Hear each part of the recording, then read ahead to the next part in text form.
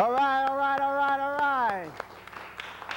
Hey, how's everybody doing today? My name is Carr. Welcome to Blab. As you can see, we kind of, Ziploc and the body bags kind of had a facelift today. You know, they kind of just don't look the same. They were three guys, but two of them just look kind of a little weird. Okay, but we have a couple of guys here from Local H that they're going to play a little later for us in the show. We also have a neon artist here, CJ that we're going to talk to a little bit later on the show. But, you know, I'm pretty excited. Mitch, our only member for Ziploc and the body bag, playing the body bag today. Congratulations, Mitch. You're looking good, babe. I mean, hey, you know, you're right. You're looking good. All right, we're about to come up to Thanksgiving. You folks probably don't know that, but we're coming up to Thanksgiving now. And so we're looking forward to doing some things. I'm going over to my grandmother's actually for Thanksgiving, and she's getting one of those little cart things now because she's, you know, a little elderly and everything. But see, what we're going to do is we're going to put a side cart on it this year. So I'm going to get the ride on the side cart because I have no license. So since we have no audience, that's not really funny. But, you know, it looked good. But anyway, we're going to start off, and we're going to have CJ Wood as a neon artist. So, CJ, why don't you come on out here, my brother? All right, CJ. CJ Hipster, come on up, man. Have yourself a seat. All right, welcome to Blab. Good to meet you. All right, well, it's like nice and comfortable. So, you're a neon artist. Now where did you get started? Got started at the Art Institute of Chicago. Okay, now you went there to, what were you pursuing when you went there?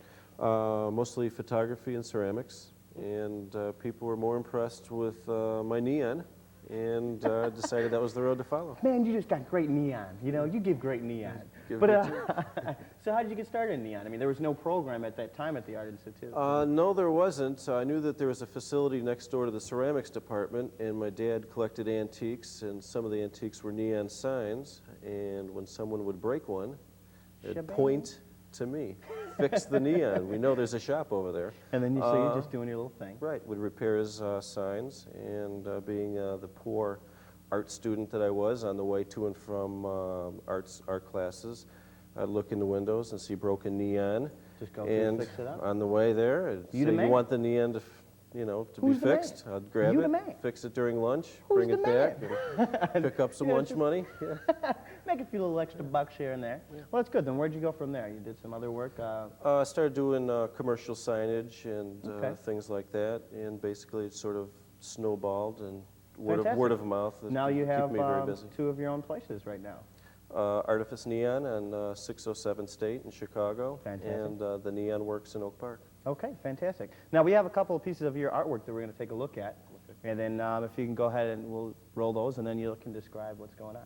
What's really hot right now in neon? I mean, what do you sell? What's big? What's big? Almost anything neon that lights up is big. I think what you're seeing here on the monitor is the neon shark. Neon sharks are very hot these days.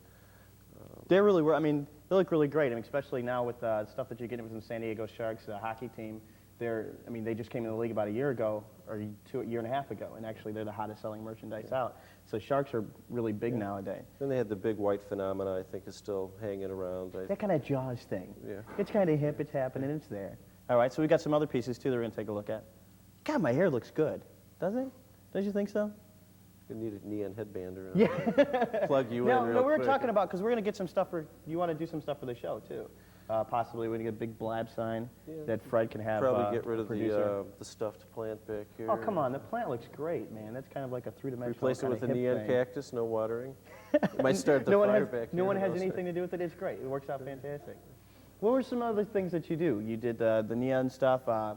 Now, you also did some work on your car as well. We talked about that. Neon on cars is popular. Yeah. It's coming around. I mean, there's you see a lot of it on the bottom, but you did something. You put yours like on the side. Put it on the running boards. It got broken a lot. Usually, people will get the guys get in the van from the ground into the truck. The girls use the running board and crunch. Hey, babe, step up a little bit. Okay, also we have some more stuff here. Now, this is what your springboard on the back of that. This piece here is titled America's Sleeping. It's neon mounted onto a bed frame mattress.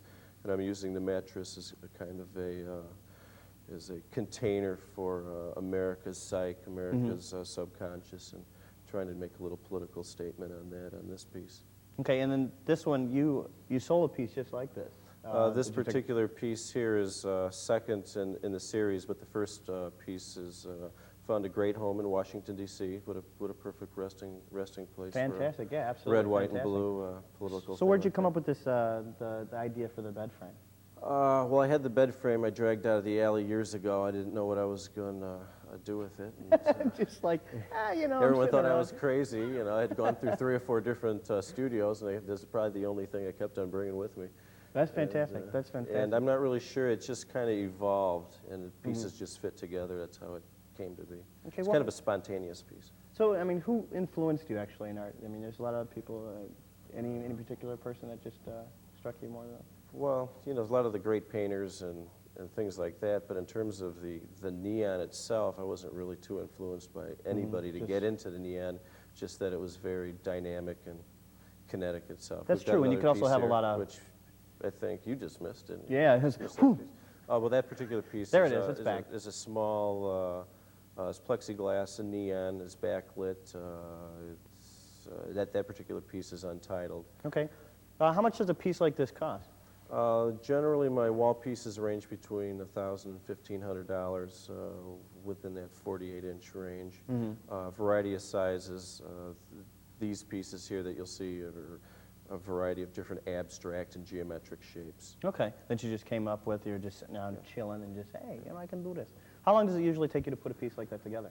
Well, it really depends on how many cups of coffee I have in the morning, but but I mean, it could take me, like a piece that you just saw, it could take a week and a half or so to, Oh, really? to do the actual design, the bending, Right, go the through all that. fabricating. Then they have a process called bombarding where you clean the tubes up and insert the gas, and then you've got the assembly and things Okay. like that. Well, that's good. That's really good. We got some other pieces too that we're going to take a look at. Oh, we've got lots of them right I know. I was like, we got lots of pieces. There you We're go. going to look at tons of there. I pieces. see one through the mounted way over there. Nah, screw it. There we Oh, go. there we go. Okay, there you go. This piece, steel and neon. The title is Matchsticks. It's about 48 inches left to right. It's a horizontal piece with a little blast of ruby red in the background. Okay. Now, oh, that's kind of interesting. That's real nice. Some of the other things that you came up with, or not really came up with, but what else is really selling hot on neon right now? I mean, what are the big things in the store? Well, I do a variety of things. I do commercial things, Right. like signage, which keeps me very busy. The fine art aspects of the neon, which I like to do myself personally, and then I show at the gallery on State Street. And then I also do the trendy gift things also. So people can also go ahead and call you up and say, hey, look, I've got something else. You know, I want something specific that I want to have done, and you can go ahead and do that for a nice little price. We also have another piece of art that we're going to take a look at, and here it is. Voila. Circular plexi piece, about 35 inches in diameter. This title here is called Mind Scribble. It's kind of just sort of little gestures and scribbles that almost anybody could do on a pad of paper while they're diddling away. I'm almost listening to somebody afraid to on the say what that phone. really reminds me of, because I know this guy that used to be one of my roommates.